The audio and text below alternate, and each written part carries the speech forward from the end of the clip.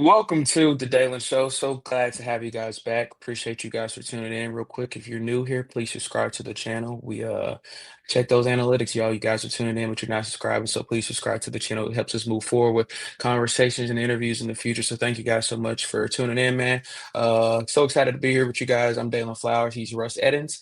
Welcome to episode number 2 of Cardinals Talk. It's going to be a fun one, a heck of a lot to talk about today on the show. We are currently recording this immediately after the Blue Jay series just wrapped up. So this will come out on Thursday, the day of the Brewers series starting. So just kind of give you a little bit of context of when we're recording this and what's going on right now. But Cardinals sitting 36-32 right now, Russ. Now 6 games behind division leaders, Chicago Cubs, with a huge series against the Brewers coming up. Man, with something that we talked about so much in the first episode was just how big June was and how important the month of June was, just in terms of health and performance and what the front office was going to do. And now sitting here, 4-8 over the last 12 games. St. Louis is dealing with some injuries with all-star candidate Brenden Donvoan and Jordan Walker going down now when he was getting really hot. Right now, what are you seeing from the Cardinals team that is putting them in a slump right now? And it was obvious that this was going to come at some point. This is the team that, and in my opinion, it kind of defied expectations so far. I didn't think we were going to be competing as good as we are so far. And on top of that, this team has showed a lot more than I thought they were going to do in the offseason. So just kind of your thoughts on where the team is headed right now and the performance of the team so far throughout the end of May and throughout June so far. I mean, my biggest thing with this team so far is they've come down to earth. They were Yeah. definitely well above expectations, and they've come down to earth. Got by the Blue Jays. They're 3-7, I believe, over Hmm. in June so far. Got had a chance to win the series against the Rangers on June 1 and get off to a good start with them in the month, but just couldn't complete the series win in the rubber match. And they've come down to earth, really. They were Yeah. 19-8 around that mark in May, and they had a 126 runs scored, only 99 allowed. And now they're 3-7, 44 runs scored in this month. I believe that number should be updated for today's game, and then 58 runs allowed. So they're at -14 right now. For the season, they're around minus or plus 23 on run differential, which is good. I mean that's better than the Phillies, who are plus 17, and they're fighting for wild card spot. The Phillies right now. But they overachieved in May, and they're just coming Yeah. down to earth. And now the management has to say, well, we're capable of being a good baseball team, and now we have to mitigate this free fall that we're currently in. Yeah. Lost 4 in a row. Honestly, it's hard. Taking 3 out of 3 from the Dodgers is insanely difficult. Yeah. So I was happy with the way they were able to come out and play the Dodgers, and I believe they got a walk-off win that Saturday. So they did good to win that series, but they just ran into a sort of a buzzsaw against the Blue Jays. Blue Jays are on a heater right now. That's their obviously third straight win. They're 8-2. It might be their fourth straight win. I don't think this is updated because the series just ended like 15 minutes ago. Yeah. So this probably isn't quite updated yet. So I mean they're on a roll, and I think that they're really clicking as a team. They're top in the wild card in the AL. They're figuring it out, and the National League is deep. Like in the wild card right now, I believe it's the Phillies, Giants, and Padres all above the Cardinals, and Yeah. it's an insanely deep league. And you can go through a bad stretch, but it's time to pick it back up. I think 3-7 is enough, and if they want to stay in contention, they got to get going this weekend against the Brewers. Yeah, man. This is, which is why we kind of talked about on episode 1, which is why June was so important. This is a pivotal time right now. You mentioned, the Padres and the Giants and the Phillies. This division, this league is really competitive this year, and it comes for a time where St. Louis is getting ready to go into the Brewers matchup. Milwaukee's not is I think a half a game, maybe a game behind St. Louis in the division standings, so they're Mm-hmm. competing with St. Louis just as strongly as anybody else is in the division trying to catch the Cubs. So this is going to be a bulky series for both teams. So both these teams want to come out victorious and kind of have a little bit of bragging rights moving forward, especially St. Louis, Chicago with the Cubs coming in at the end of the month. So this is going to be a Balkan rivalry, and it's so huge because one of the big things for me was, I kind of felt very tentative about this Blue Jays series. I think, the Blue Jays, I think, are second in baseball in terms of contact to hit, in terms of all teams in baseball. And the Cardinals just have not been efficient in terms of being a great rotation and pitching, zero or minimum allowed to earn runs with contact. And that was something that I was kind of iffy going into this series. And I kind of felt that that was going to be tested really strongly. And it was. And the Blue Jays came out victorious. But one of the things that stood out to me is they just continued to fight. And even though we got Mm. swept, this is a little bit more belief and fight that I've seen in the last couple of years from this team. And it's a diverse thing. And I want to kind of ask you, with what you've seen so far in terms of the rotation, Libertor has he's been inconsistent. And, he's had some good times and he's had some bad times. We've seen other guys in the rotation. Eric Fetty's kind of he's matured really well this season, but he's still struggling at points. Chris Roycroft as well. If you're Zon Mosaic like Russ, are you making a move before the trade deadline? What, and if so, what are your kind of aspects in terms of what do you kind of want to see or do to maybe help improve this team, or are you just kind of taking it with a grain of salt and saying that maybe this team can compete when healthy? Yeah, I think that's a good question. I think the best move they can make is internal. You got to bring Mhm. up Michael McGreevy. I Yeah, think I've been waiting on him for years. I understand, letting him eat it out down there in the minors a little bit. Just figuring it out down there.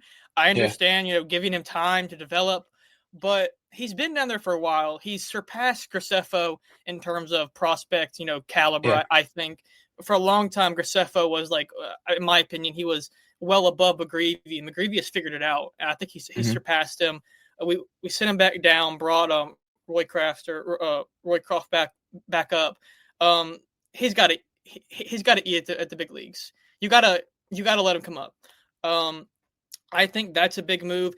In my opinion, that the Cardinals are very similar to the St. Louis Blues, which is different sport. But hear me out. The Blues, they made the playoffs this year. They Hmm. first time in a couple years, and they had to balance being competitive with the best team in the NHL, the Jets, and they took them Yeah, to double overtime in Game 7. Okay, but they had to also let the young guys play. They yeah, had to let a Zach Bolduc. They had to let Jake Neighbors, who's solidified himself as a mid forward kind of guy, as a mid three, mid six, top six guy. Um, and they had to let them figure it out there.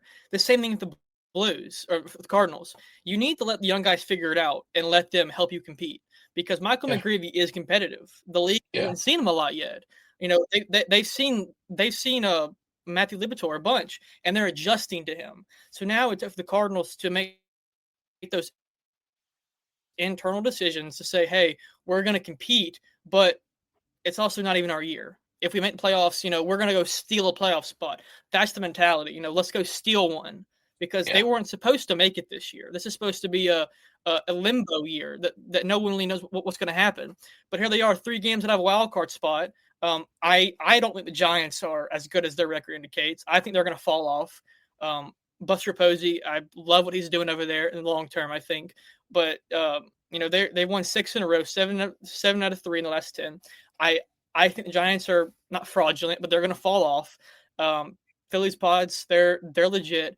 And right now, the saving grace to Cardinals is the fact that the Cubs are 5-5 in the last 10, and the Brewers are Yeah. also 5-5. The teams ahead of them, below them, aren't playing super well. Like the Phillies are 3-7 right now. So and they got a series with Toronto coming up this weekend. I You're gonna go through periods of struggle, but Yeah. it's time to make those internal moves to take that next step. You make a heck of a point, man. I love everything you just said, and it's especially kind of important to sit back and look where the perspective of this team was supposed to be moved towards in terms of the offseason this past year. And a lot of those moves were, getting Goldie out, trying to get Arenado out to officially kind of rebuild this team and move forward with the young prospects and give the young talent an opportunity to get experience and make a name for themselves and kind of develop those younger guys to blossom into what could be in maybe 4 or 5 years. But then you make certain moves and you're not allowing guys like Michael McGreevy, who you mentioned, who is I think can be very vital to this team if given that opportunity, which he has not been done so far. You kind of have to take it and look what is the true obligation here. And I love that you made the point as well about the playoffs. If you go in and you steal a playoff spot, you've exceeded expectations. This is not supposed to be a year where when you're doing that or competing as strongly as the St. Louis Cardinals are currently. But if you have that opportunity, don't run away from that objective, and you still want to run towards it. So I love the point that you make because I it's not something that I don't think people in terms of just the regular media, people covering the Cardinals are kind of mentioning in terms of maybe it's just important to keep things internal right now and keep things within the club and maybe move some pieces down and up from within the own, franchise instead of trying to trade pieces from, different organizations. So I love your point there. And I think it's important to also notice that this team right now is not at their best. And when I say that, it's tough going into this Brewer series without Brendan Donovan, without Jordan Walker. I think Jordan was, on a hot tear. He was batting about 300, 14 for 40, I believe.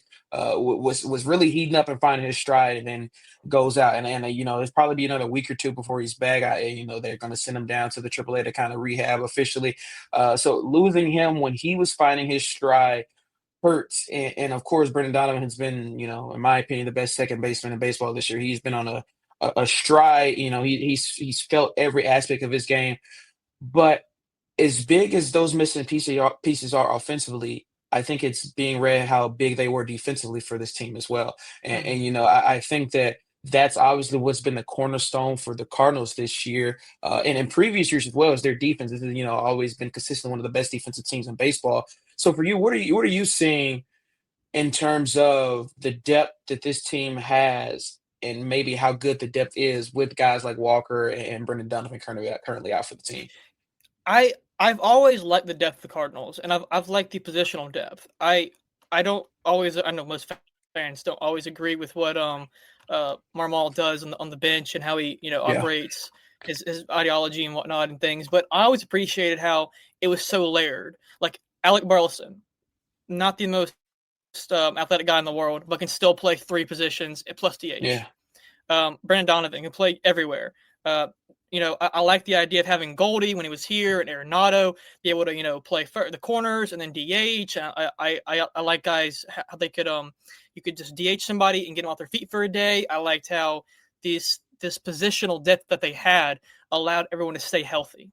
And I think that was a big deal, especially in 22 when yeah, Arenado and Goldie were just so tired after carrying the team all summer, and they just didn't play well in the playoffs. yeah, So I think having that positional depth is great, but it's sort of gone away. The depth's been, I don't want to say tested recently, but guys like Miles Michaelis, Libby, Brendan Donovan's come back down to earth a little bit. yeah. Obviously, he was leading the league in average for a while. I'm sure he's still top 10 now. I'll have to check Mhm. after today's games, but he's down to 310. That's a little below his standards this year, I guess. We're talking Yeah, about Brendan Donovan at 310. He was at 330 or 320 for a while. yeah, Had something a great year, but everyone seemed to come back down to earth, like I said a little bit, and there isn't help coming. It's up to them. I personally don't think they need to make a lot of moves at the deadline because in the past it hasn't worked. Last yeah, year they traded for Fetty. Fetty's worked out in the long term. They traded Tommy Pham. Tommy Pham was there for about a month and was DFA'd. yeah. So the depth's getting tested, and they haven't done very well so far. But it's only the 11th, and you have one off day in the next 19 days. So you have the chance to prove yourself. This depth is going to Yeah, work, or it's not going to work. So I mean, this is the ultimate test. But I liked what I've seen out of Nolan Gorman recently. Nolan Gorman has shown that Donnie doesn't always have to be the perennial all star. He doesn't have to carry the team. Because you have Foreman that can go off for a little bit. I think prior to today's game, I got the stats earlier. His BABIP is off the charts right now. It's 625. yeah, It's not sustainable. But he's slashing 467, 529, 933 in his last 15 at bats in 6 games.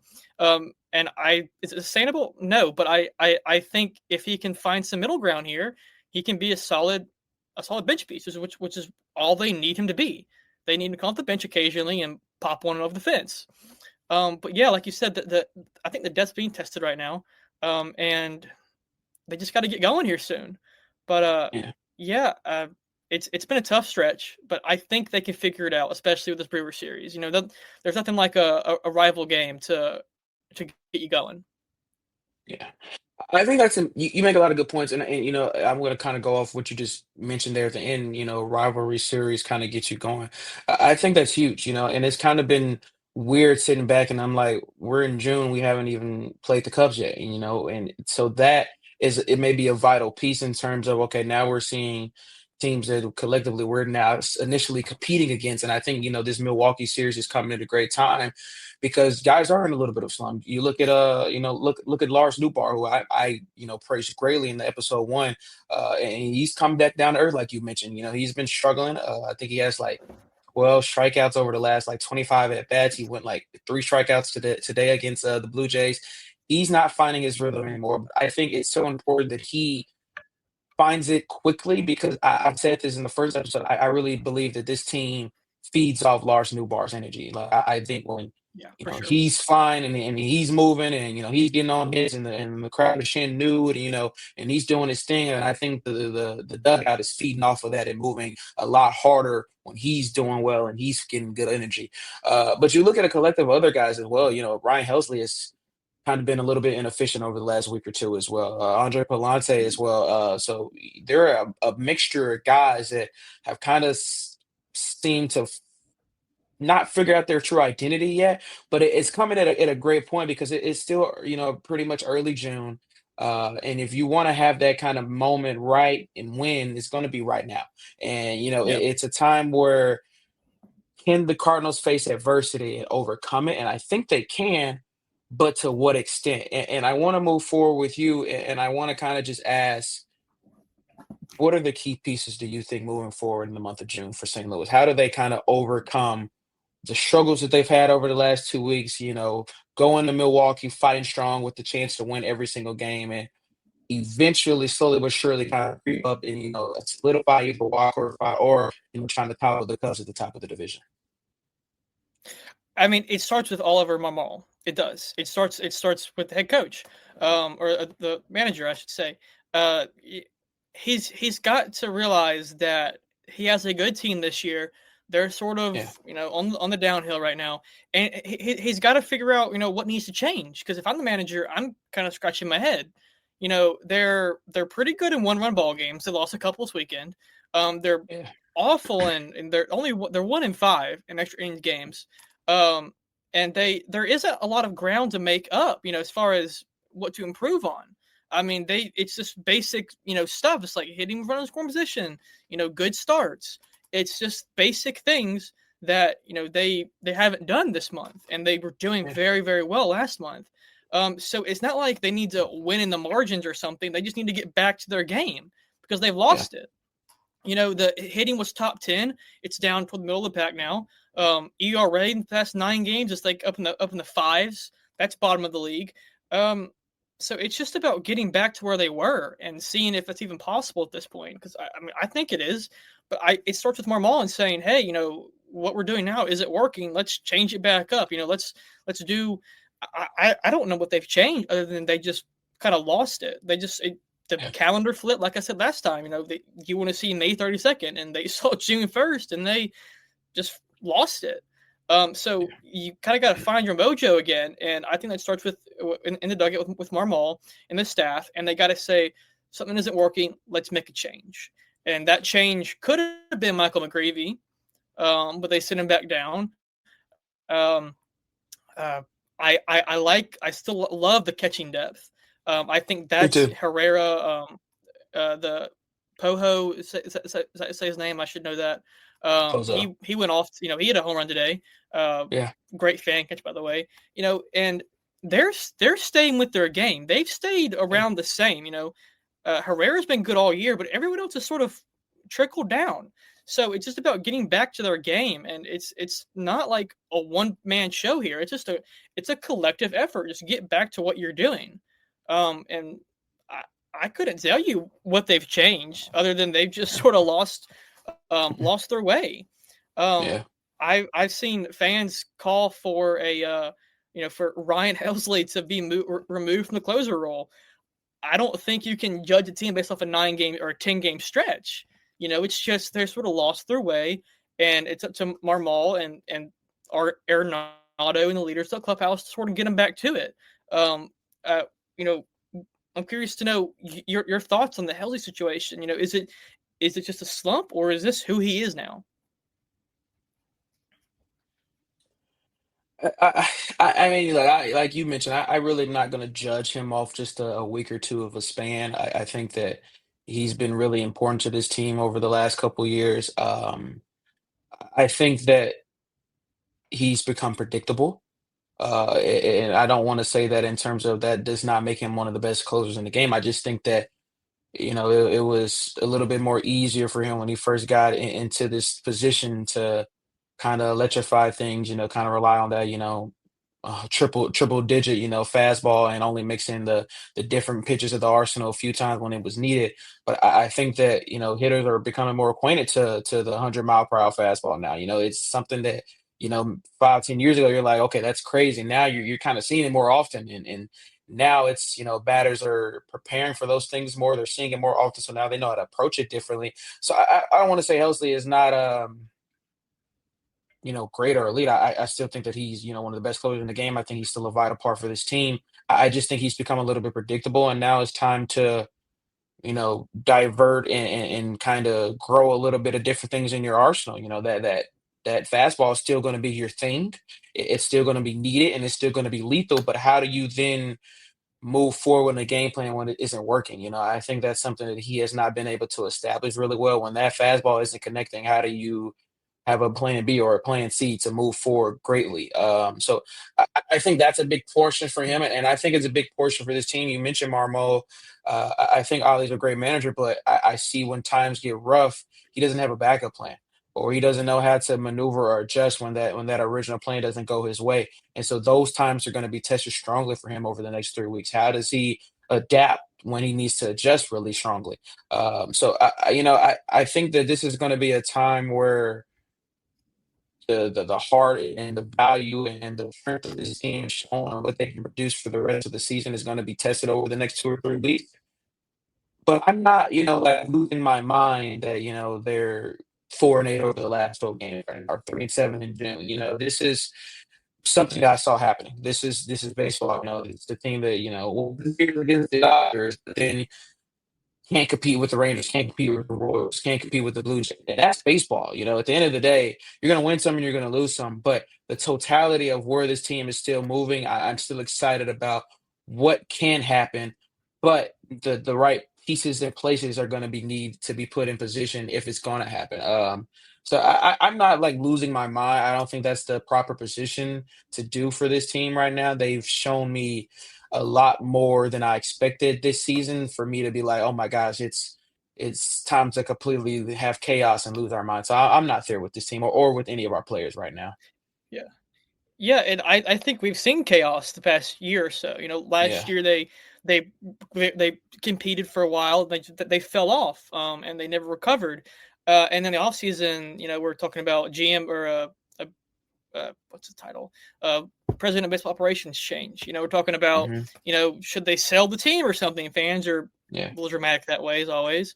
But we've seen more chaos as Cardinals fans than we have in years. Since Yeah. I can't even remember when. I followed Cardinals for 13 years. I mean, nothing crazy. I mean, I'm only 20, but I can't remember a time when they were Yeah.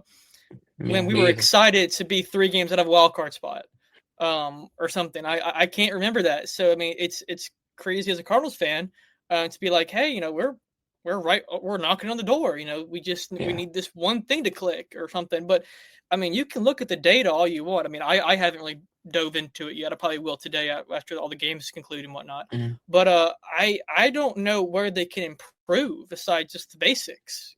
Just like get back to your game. Um, it's not like one player is falling or something. It's, Victor Scott's falling off. Donovan's injured now. Contreras, I I don't know his numbers off the top of my head, but he got a couple good hits this weekend. He's RBI single today, RBI single I think for Monday. Arenado, I don't know what's going on with him. I think he's taking more of a leadership role, and I wish he was still producing like he did a couple years ago, but he's kind of tailed off this year too. Yeah. A lot of OPSs are in the mid sixes, and that's not what you want to see. You want to see those high 700, 800 numbers, but it's just they've gotten away from the game a little bit, and that's fine. It's a 162 game season. They're going to figure it out, or they're not. And if they're not going to figure it out, then I'm going to say, oh, and this is what we expected. They figured out, well, this is just a great baseball team that's figured it out in a time of distress. And it's just either way, I think change is coming to the baseball team, and I think Chime Bloom is going to be good for the team and in the long run. And it's just a matter of getting to that transition period. Yeah. I think it's important that fans and the media don't lose their mind over this stretch right now, Mm, because I wholeheartedly believe this team, they value, the fan support and the media support, and they thrive when there's the crowds at Busch Stadium, and it's packed and it's loud and it's filled up, and and everything's going good. So I don't want fans or the media to just like jump on this bash wagon of bashing this team right now of what they've done over the last 2 weeks. I think this is a team that is still finding their strides, but when they have it together, can really compete with anybody in baseball. And for that sure. says something comparing to where we thought this team was going to be, a few months ago. So I'm not overly concerned. I think that the time is now, if you're Oliver Marmol, to kind of sit down, understand your objectives, look over things, and have that talk with your team. Like, the rest of this month is huge. The rest of this month is the time to show what our strong suits are, uh, how healthy we can be, and objectively how we match up with other teams that are going to be competing with us. I mean, this stretch for the St. Louis, Milwaukee, the White Sox, Cincinnati, the Cubs, and the Guardians to end the month, and the Pirates rolling out at the end of the month as well. This is going to be a competitive time right now, and this is a time where you also want to find a larger identity for your pitching rotation. That's just kind of been the miscue for this team so far. The offense has struggled over the last 2 weeks, but before then, and even some of the games throughout the spell, this offense was one of the most reliable offenses in baseball, but they just weren't Mm, getting enough support from their pitchers to kind of be like, hey, this is an elite baseball team. And so if we're able to find that identity, if we're able to find that confidence, then I wouldn't worry at all about this baseball team. But this is a growing pain that is expected and is going to happen for all teams at some point. And I'm kind of just hoping this is out of the way quicker. And I'm glad it's happening right now, if that makes sense. I'm glad it's happening yeah. early June and not, late June or in July, middle July, late July. This is kind of the best time for it to be happening right now for St. Louis. Yeah, and I think guys like Miles Michaelis got to step it up. Miles Michaelis has Yeah. not been good. I read a comment Yeah. last night, made me laugh out loud. It was hilarious. It said, I don't know how. I think he pitched in the fourth or the fifth maybe last Mhm. night, and it Yeah. said the comment goes, his pitch count's higher than his velocity, and he throws those lob balls in there, and they go 500 Yeah. feet, and they're posted MLB, and I'm like, is he a position player? Yeah. The comments were like, this guy, he's got to be like a shortstop or something, just throwing it in there for BP. But I mean, I get it. He's an older guy. Velocity's gone down, but man, it's really gone down. Like, have you ever seen Rookie of the Year? Or it's the movie Yeah. where the kid goes with the Cubs. The Mhm. pitcher, I forget his name. He throws it in there, and he's like, Yeah. my elbow hurts. It's kind of like that. Yeah. It's the same mustache and everything. He's like, he's done. And Yeah. I don't know, I don't know what he's got to do, but I mean, it looks painful when he throws. Just like I wish him all the best, but I'm like, man, it's you're not, you're obviously not all there. You're giving it your all, but your all is not as much as, it's not half of what Sonny can do anymore. And he's what, 2 years, 3 years younger, maybe. Mhm. Um, but man, it sucks because Miles was He's such a funny guy. He really is. He's such a Yeah. nice guy. But it sucks to see him struggle like this, and for fans be like, "Hey, it's time to go." Yeah. That's a point that I kind of glad you brought up. I mean, I thought Miles should have been gone after last year. And, he's kind of had a few good games this year, and it's like you watching his good games, you're like, where is this Michael has been at? And then you watch him yesterday, and you're like, okay, this is cause for concern. And that's an older guy that I don't know if it's needed in the rotation anymore. I don't think it's needed in the bullpen in the dugout for him to be here in terms of a leader role anymore. I think that there's an ability with Sonny Gray out there and guys that maybe are not in their 30s but are in their 27, 28, 29 years that can provide that leadership other than Miles Michaelis, and you can hopefully make something happen and get a younger guy in that rotation. Not saying that that's what I want or what it's going to happen, but it is time to start looking at other options for Miles Michaelis. I kind of hate it because he's always kind of been like the representative of what a great guy should be and what a Cardinal should be, but his performance just has not been satisfactory anymore, unfortunately. And it's time to now look in directions. It gets to the point with this team that what are your objectives, especially if you're Mosaic, like you're about to be gone. What are your objectives in terms of how you want to be remembered? This is a franchise, one of the most decorated franchises in all of baseball history, but not been to the World Series in over 12 years now. Have made the NLCS just once over the last 10 years, and when they made that NLCS, they got swept by the eventual world champions Washington Nationals. So how do you kind of want to be remembered? Though those first years for Mosaic were great, but this last tailspin has not been great. This is a tenure that I have not really been able to. I've not been seeing my whole lifetime as a Cardinals fan. Like Russ, I'm only 20, turning 21 soon, so I've watched spectacular things. I watched the World Series title. This is not the way you want to go out, and so objectively understanding those things around guys like Michaelis are going to be huge for Mosaic, and it's going to be a huge rest of the month for St. Louis, and I'm excited to see where things move forward. The Brewers series starts tomorrow, 6:40, I believe. It's 6:40 p.m. Central. So you guys will hear from us soon next week, hopefully. Just some more thoughts about what we've got going on, man. But Russ, anything else you want to share? I mean, I'm really excited for the rest of the season. I think it's going to get better. I hope. Uh, Man, I think we got to talk about the Cardinal always been lost a little bit with all this big money in the sport. I think that's a great talking point.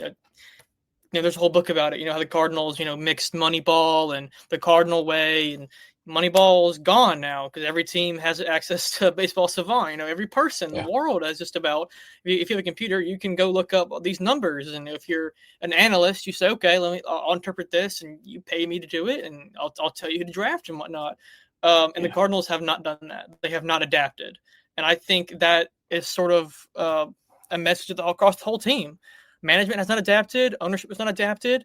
The team is not adapting to how the league is adapting to them. Libby is the league has figured him out, and he's got to make an yeah, adjustment. Same for every player. Marmal, like you said, he made a great point about how he has plan A and no plan B. There's just there's no adaptability in the team. There's no resilience, of the stretch. We saw the past couple of games, not today. They came back. They fought back a little bit, and then they just couldn't hang on, or they couldn't keep that lead or something. We saw some resilience there, but there's no adaptability across the whole franchise. And I think that's the biggest issue with Cardinals, and it's trickled down to as low as AAA, I think. And it's in the long run. I think the team's going to be okay, but they got to adapt. Simple as that. They got to figure it out in every facet, and it starts with the baseball team.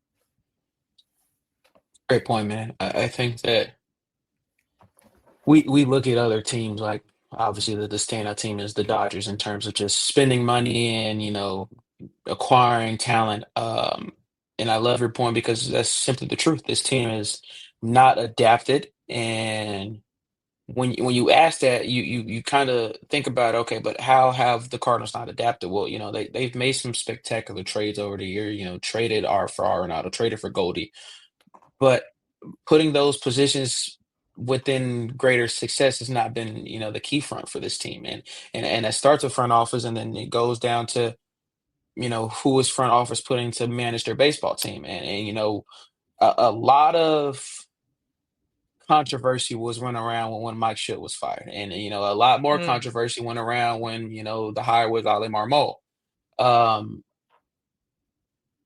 and you look at that, and it's like, how are we going to get better with that? You kind of look at it as like where the Cardinals just trying to keep a as a yes man hire, and so they could kind of have control over everything in the front office. But you make a great point because this is a time where now you can't rely on the old school way anymore. It's been shown what's going to take to win now, and so it's time to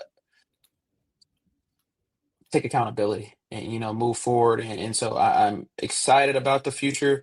But right now, I think there's also a lot of great things to also focus on within this team. So, that's a great point, man. I think that's also an episode in its own that maybe we can kind of come up with and talk about one day. So, um, that's a great man. That's a great point, man. But appreciate you guys for tuning in. As I said at the beginning, if you're not subscribed, please subscribe, leave a like, leave a comment. That helps us grow and reach other people and kind of be a little bit more visible to other people that are maybe new to the show, love Cardinals baseball, love baseball in general, that maybe want to interact with you guys with us. So appreciate you guys for tuning in. The support on the first episode was great, so thank you guys so much for that love. Appreciate you guys so much, and go Cards. See you soon.